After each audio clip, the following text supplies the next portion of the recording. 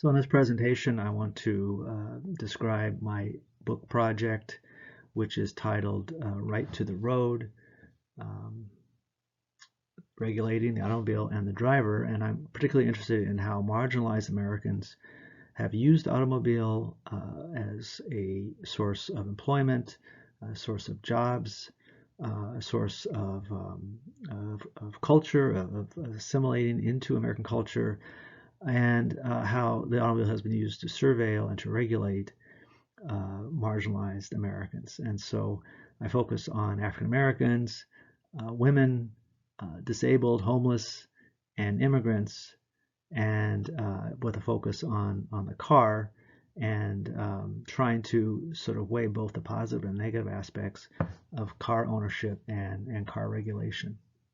So chapter one focuses on Milwaukee, and I begin by talking about the annexation after World War II, which doubled Milwaukee's size. Part of the area that was annexed was an area called Granville. And as freeways disrupted neighborhoods and destroyed the black neighborhood of Bronzeville, African Americans began moving into this area called Granville, which necessitated driving. There was much less public transportation. This was far out in the far northwest. At the same time, downtown business owners are calling for city investment in downtown parking, and the city implemented a $4 a month parking fee to park on the street. So there's much more talk about how to regulate parking, and the police's role in regulating parking and traffic becomes much more of an issue in the 1950s and 60s. The Milwaukee Police Chief Harold Breyer expanded MPD's traffic enforcement. He towed and impounded vehicles and made arrests for overdue traffic fines. So all of this, MPD's power is expanding. Their range is expanding. They're using their vehicles to stop and ticket drivers. And African Americans and working class South Side leaders all protested these city policies that they said discriminated against poor motorists and favored downtown development and suburban commuters. And blacks particularly protested the police force's traffic patrolling as racial profiling and discriminatory, and they also protested the $4 a month fee for parking on the street, saying African Americans often lived in apartment buildings and had less access to garages. So I see here the origin of expanded police power as related to parking enforcement after World War II. So chapter two looks at the rise of parking checkers, or meter maids as they're colloquially called. So beginning in the 1940s and 50s, cities created meter maid forces composed mostly of young women. The officials argued that these meter maids could more efficiently hand out parking tickets, and as crime was increasing, this led to the idea that police could do other jobs and that they were not being put to good use by handing out parking tickets. These young women faced assaults and verbal hostility while on the job as they're trying to give out tickets on the streets. Sexism was rampant in the sort of age requirement, and the women had to be in their 20s and 30s. There were weight requirements, and there were unequal pay and limited authority. However, the meter maids were given the power to write tickets, and this led to tense relations on the street. They did wear uniforms in public, so they had authority over male drivers.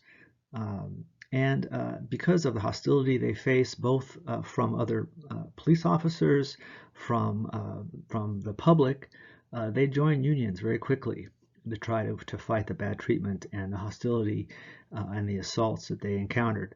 And they had quite a few conflicts with male police officers because they began writing tickets to private cars owned by these police officers, and they began to ticket these private cars when they were parked illegally. And this was seen as a privilege of being a police officer, the right to park your private car anywhere on the street. And there were a series of real hostile conflicts between these meter maids and police officers.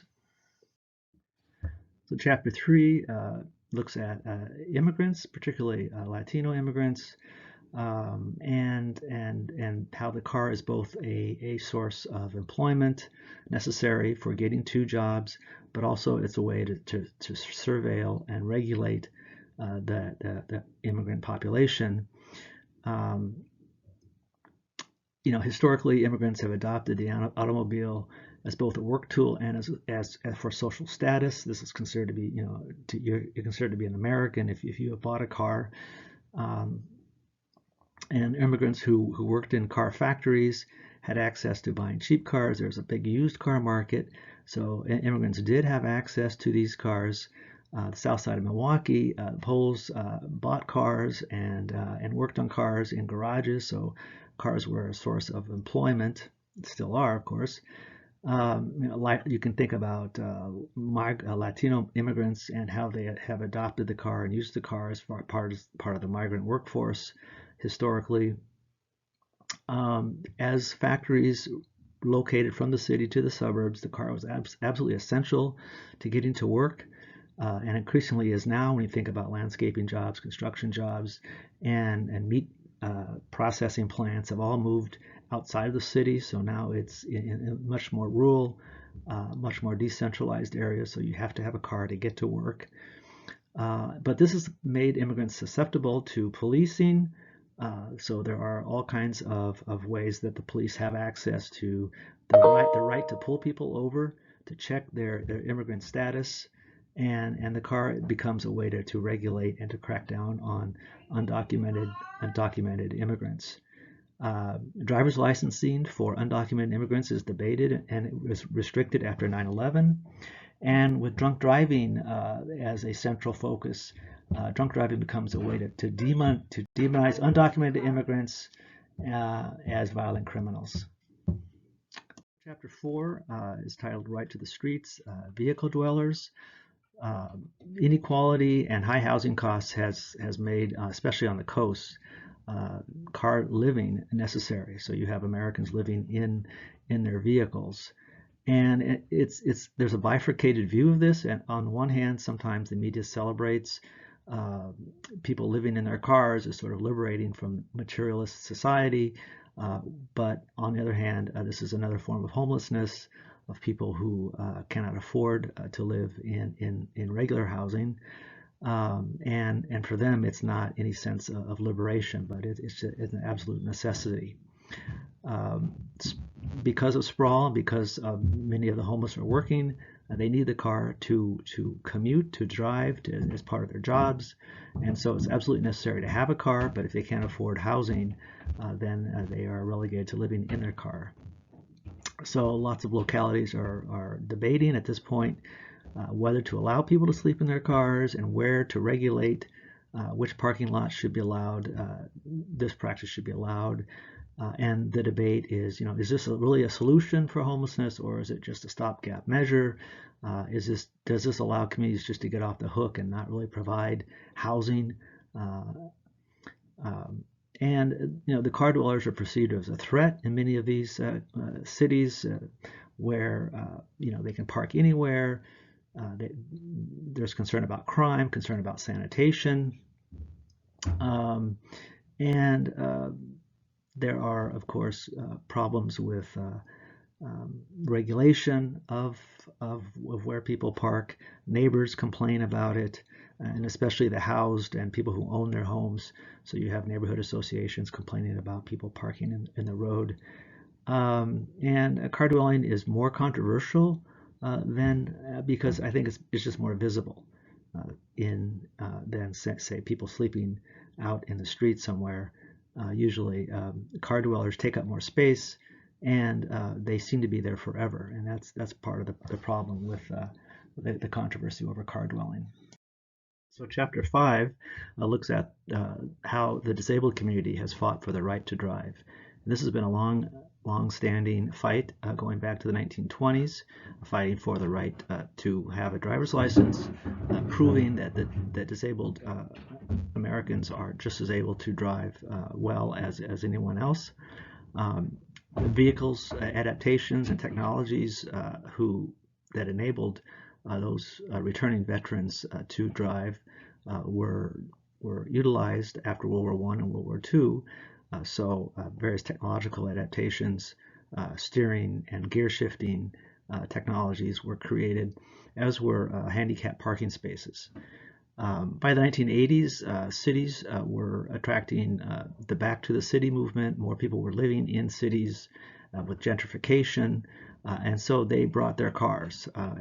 These new urbanites competed for parking, and this led to competition for handicap spaces and the rise of handicap parking fraud. The same handicap parking fraud occurred in the suburbs, and this led to the rise of volunteer forces, police forces who had volunteer Americans serve as vigilante surveillance of handicap parking, reporting illegal use of handicap parking to police departments.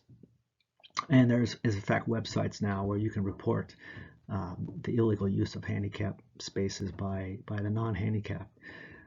As delivery drivers became more important, handicapped Americans began to sue for the right to be drivers for many of these companies, like UPS, the fourth largest U.S. employer. Did not allow deaf drivers to make deliveries, and this has been an ongoing lawsuit. And so part of the chapter traces this lawsuit.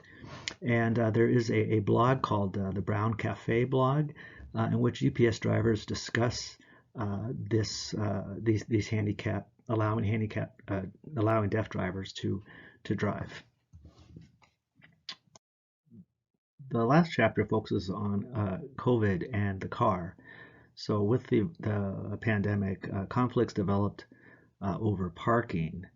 Who should have access to parking? Who should have priority? Healthcare workers, shoppers in downtown areas who are looking to pick up goods, and recreational park users. There was a lot of restrictions on how many people could park as a way of restricting access to these parks.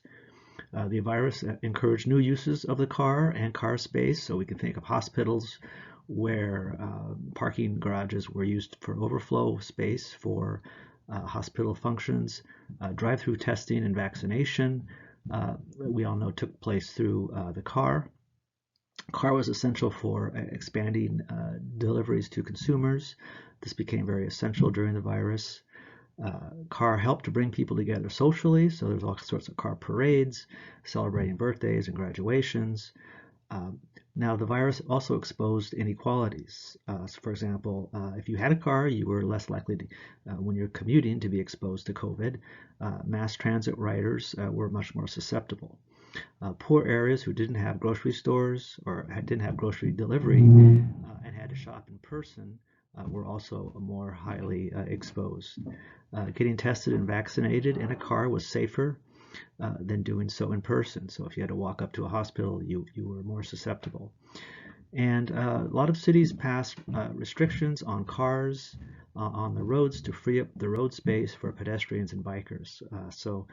This was a way that people who had long resented the automobile's use of space in the city said that now more space should be reserved for pedestrians and bikers, and for eating, space in the road.